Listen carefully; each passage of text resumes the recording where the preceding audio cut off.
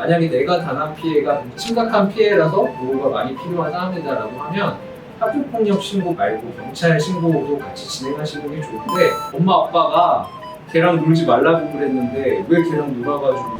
반갑습니다. 저는 박종민 변호사라고 합니다. 저 같은 경우에는 이제 2019년부터 서울특별시 동부교육지원청에서 5년간 근무를 했고요. 지금 법무부인 파트 1에 소속돼서 교육 관련된 사건들을 많이 맡고 있습니다.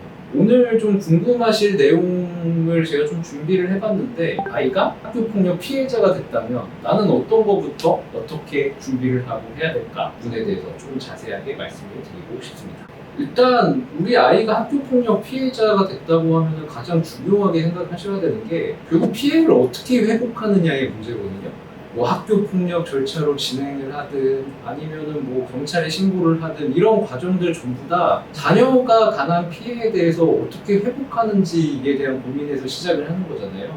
근데 제가 항상 사건을 진행을 하다 보면은 부모님들이 처음에는 이 생각으로 시작을 하셨다가도 나중에는 가해자가 어떻게 처벌을 받느냐 이 부분에 대해서만 신경을 많이 쓰시거든요. 근데 사실 저는 근원적으로 돌아와서 우리 아이가 어떻게 치료를 받고 학교에서 제대로 된 생활을 하고 이런 부분에 집중을 하셔야 될 필요가 있다고 항상 말씀을 드려요. 그래서 만약에 이제 치료가 필요한 상처를 받았거나 아니면 정신적인 고통이 심하다고 한다면 그거 치료하는 게 가장 처음이고 가장 중요하게 생각을 하셔야 되는 부분이죠. 특히 학부모님들이 학교폭력 신고 말고 경찰에도 신고를 해야 될까 이런 부분들을 많이 고민을 하시고, 이 학교폭력 절차랑 경찰 절차가 어떻게 진행이 되는지 이런 부분들을 많이 궁금해 하시는데, 사실 학부모님들 생각에서 내가 피해를 뭐 학교에 알리고 경찰에 알리고 이렇게 하는 건 번거로울 수가 있잖아요. 이 두 가지가 같이 갔으면 좋겠다고 생각들을 많이 하시는데 완전히 별개의 기관에서 별개의 절차로 진행이 되거든요.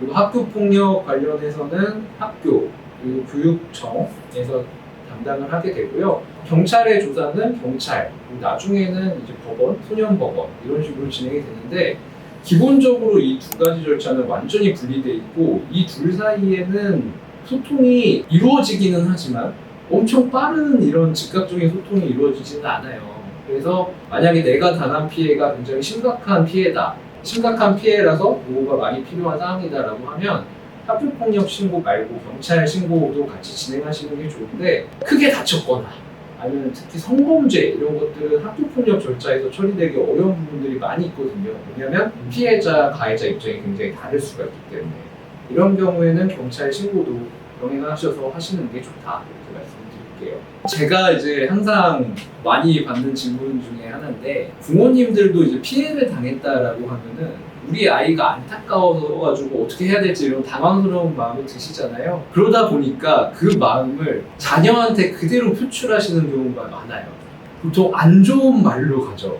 예를 들면은 엄마 아빠가 걔랑 놀지 말라고 그랬는데 왜 걔랑 놀아가지고 이 상황이 생기게 만들었냐. 아니 엄마 아빠가 빨리 집에 좀 들어오라고 했는데 왜 밤늦게까지 다니다가 이런 피해를 당하느냐, 뭐 이런 것들이거든요.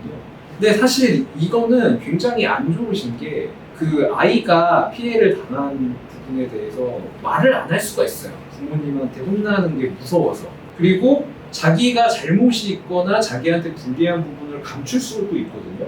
근데 이 학교폭력 피해든 이런 사건들은 대부분이 진술에 의존하는 부분이 크단 말이죠. 뚜렷한 증거가 없어서.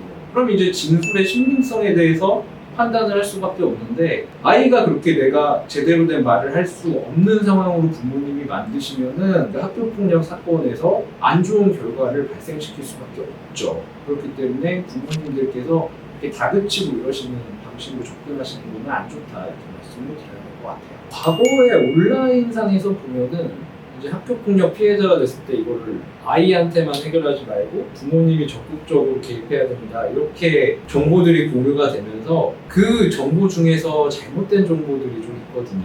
그러니까 예를 들면 이제 부모님들이 상대방 아이를 직접 찾아가서 혼내시거나 아니면 우리 애랑 친하게 지내지 말라 이런 얘기를 하라고 그런 내용들이 많이 공유가 되는데, 이게 굉장히 위험한 방식입니다.